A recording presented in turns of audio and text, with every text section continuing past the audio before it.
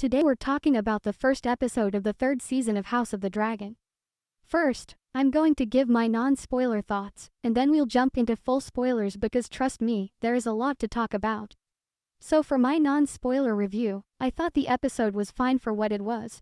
The battle sequences were definitely the highlight, and you can tell HBO finally decided to put the budget on screen. After Season 2, which in my opinion was pretty vanilla at best, it was nice to finally see the story moving at the pace many fans expected.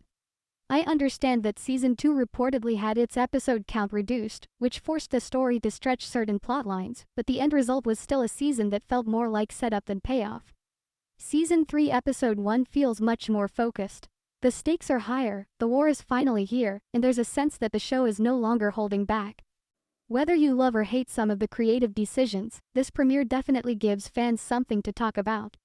Now with that said, spoiler warning, let's have a quick talk about the Battle of the Gullet. Now before I get into the criticisms, I want to give credit where credit is due. From a visual standpoint, this battle was nice. The scale felt big, the dragons looked incredible, the naval combat was exciting, and for the most part HBO delivered the kind of spectacle fans have been waiting for ever since this war began. And of course, Jace's death was genuinely tragic. Harry Collett gave a great performance throughout the series, and seeing one of Rhaenyra's most capable sons fall during one of the most important battles of the dance was heartbreaking. But here's the problem, my issue isn't with the spectacle of the battle. My issue is with the writing that led to this moment. Because while the battle looked great, the storytelling surrounding it felt significantly weaker than what we got in the source material. Several key players are either missing entirely, combined into other characters, or given completely different roles. Nettles is gone. Other dragon riders who played major parts in the book version are either absent or pushed to the sidelines. Even some of the circumstances surrounding Jace's death have been heavily altered. Instead of adapting the battle as it was written, the show seems more interested in reshaping it to fit decisions it made in previous seasons.